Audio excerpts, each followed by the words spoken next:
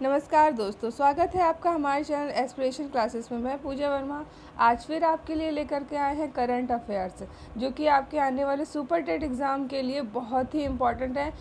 Super TET exam के लिए तो इम्पॉर्टेंट होने के साथ साथ जिन भी एग्ज़ाम्स में आपके करंट अफेयर पूछी जाती है, ये उससे रिलेटेड बहुत ही इम्पॉर्टेंट वीडियो है आपका। तो चलिए हम आज का अपना पहला प्रश्न देखते हैं।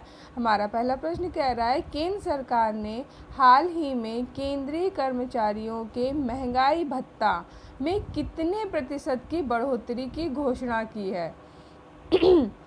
तो हमारे इस प्रश्न का राइट आंसर है ऑप्शन नंबर बी, 3%। यानी कि केंद्र सरकार ने केंद्रीय कर्मचारियों के महंगाई भत्ता में 3% की बढ़ोतरी की है। चलिए दोस्तों, अपना अगला प्रश्न देखते हैं। हमारा अगला प्रश्न है कि SAFF U18 महिला फुटबॉल चैंपियनशिप के कौन से संस्करण का विजेता हाल ही में भारत को घोषित किया गया है? यानी कि SAFF-U महिला फुटबॉल चैंपियनशिप के संस्करण का विजेता हाल ही में भारत में कितने नंबर पर घोषित किया गया है? तो ये था हमारा तीसरा संस्करण। तीसरे संस्करण में महिला फुटबॉल चैंपियनशिप का विजेता भारत में घोषित किया गया है। तो दोस्तों, हमारा अगला प्रश्न है कि हाल ही में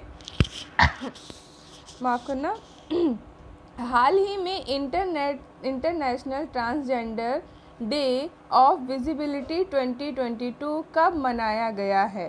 तो जो international transgender day of visibility 2022 हमारा 31 मार्च को मनाया गया है।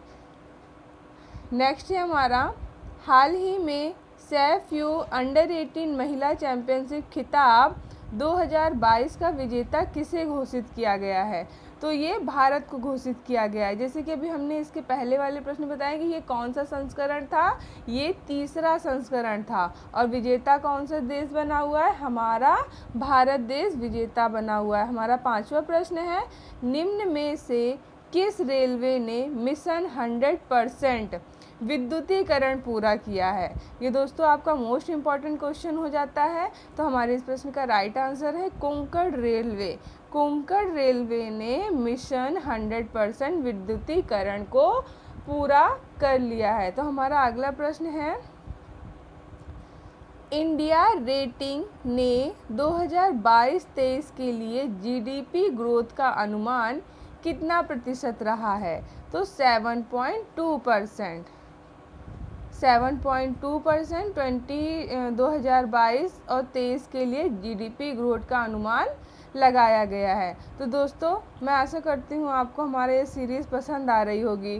तो अगर आपको हमारी सीरीज़ पसंद आ रही है तो प्लीज़ हमारे इस वीडियो को लाइक ज़रूर करें और चैनल को सब्सक्राइब करके बेल आइकन भी दबा लें, जिससे कि हमारा आने वाला वीडियो आप तक सबसे पहले पहुँचे। अगला प्रश्न है, निम्न में से किसके द्वारा पे टू पे लॉन्च किया गया है?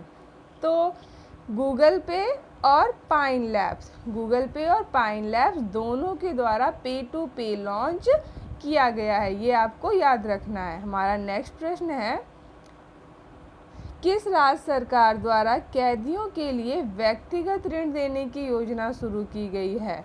तो महाराष्ट्र सरकार के द्वारा कैदियों को पर्सनल लोन देने की योजना शुरू की गई है। तो दोस्तों, हमारी सीरीज़ का लास्ट सेकंड प्रश्न है, हाल ही में केंद्रीय मंत्री श्री अनुराग ठाकुर ने किस शहर में तेजस कौशल प्रशिक्षण परियोजना का शुभारंभ किया है? तो शारजाह में केंद्रीय मंत्री श्री अनुराग ठाकुर। अब देखिए इस प्रश्न से आपके दो प्रश्न बन के तैयार होते हैं कि जैसे आपसे पूछें कि शारजाह के केंद्रीय मंत्री कौन है? तो शारजाह के केंद्रीय मंत्री हमारे अनुराग ठाकुर हैं। और अनुराग ठाकुर ने किस शहर में तेजस कौशल परीक्षण परियोजना का शुभारंभ किया है? तो शारजाह में। और ये भी पूछ सकते हैं कि शारजाह में श्री अनुराग ठाकुर के द्वारा कौन सी परियोजना स्थापित की गई है? तो तेजस कौशल प्रशिक्षण। तो इस प्रश्न से आपके 3 प्रश्न बनकर तैयार होते हैं। तो आपको इस फैक्ट को याद रखना है। तो दोस्तों हमारी इस सीरीज़ का लास्ट प्रश्न है, किस देश ने 5वें बिमस्टेक शिखर सम्मेलन की अध्यक्षता की है?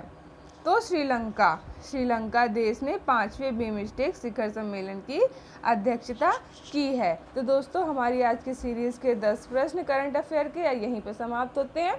तो मिलते हैं आपसे अपने अगले वीडियो में न्यू करंट अफेयर्स के साथ। तो आप हमारे साथ यूं ही बने रहें और प्लीज़ सेशन को लाइक शेयर एंड सब्सक्राइब अवश्य करें। तो चलिए मिलते हैं आपसे अपने अगले वीडियो में, तब तक के लिए थैंक यू।